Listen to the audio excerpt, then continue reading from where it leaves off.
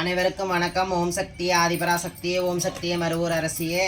இந்த பதிவு என்னன்னா, இது முக்கியமான செய்தி. இதை முதல்ல பாருங்கள்.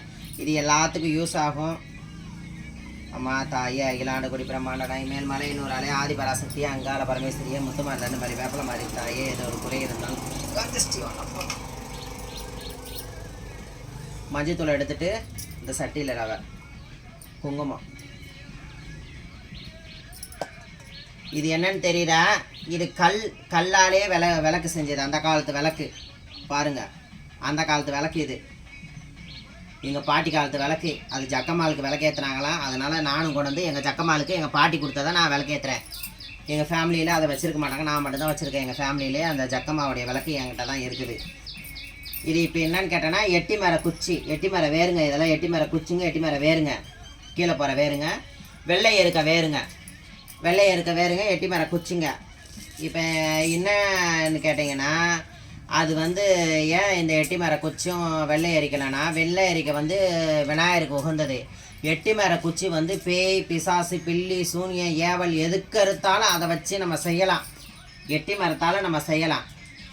ஒரு ஓடாத பேய்களை கூட ஓட்டி வைக்கலாம், குட்டி சாத்தானா அப்படி நிறுத்தி வைக்கலாம். இந்த எட்டி மரத்துக்கு வந்து அவ்வளோ பவர் உண்டு, புரியுதுங்களா?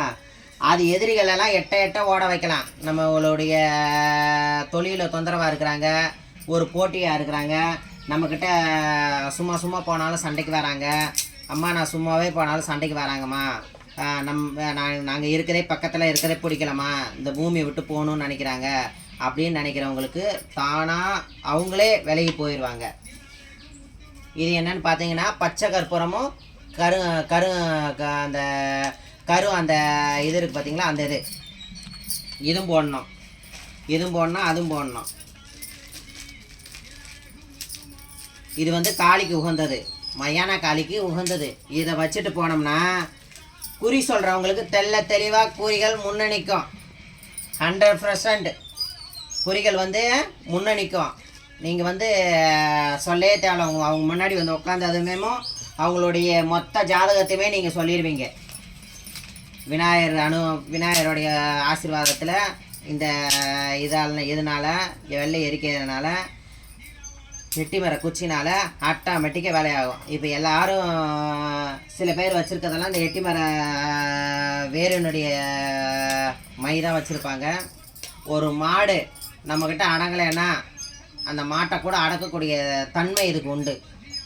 நமக்கு யார் அடங்கலையோ அவங்கள அடக்கக்கூடிய தன்மை இதுக்கு உண்டு. எட்டி மரத்து குச்சிக்கு நம்மளை எட்டி நிற்கும்.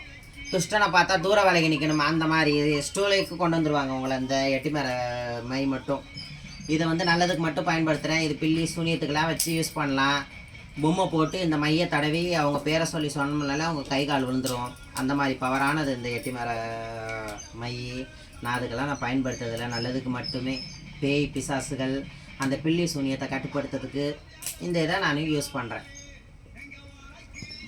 வேறு என்ன எதுவும் என்ன பார்த்து உங்களுக்கு தெரிஞ்சதை நீங்களும் கமெண்ட் பண்ணுங்கள். கீழே லைக் பண்ணுங்கள், வந்து பலன் அடைஞ்சு ஷேர் பண்ணுங்கள், கமெண்ட் பண்ணுங்கள். மேலும் நீங்களும் உயர்ந்து போகணும். இந்த அம்மாவோடைய ஆசீர்வாதம் என்றைக்கு உங்களுக்கு உண்டு. வாங்க. ஓம் சக்தி ஆதிபராசக்தி.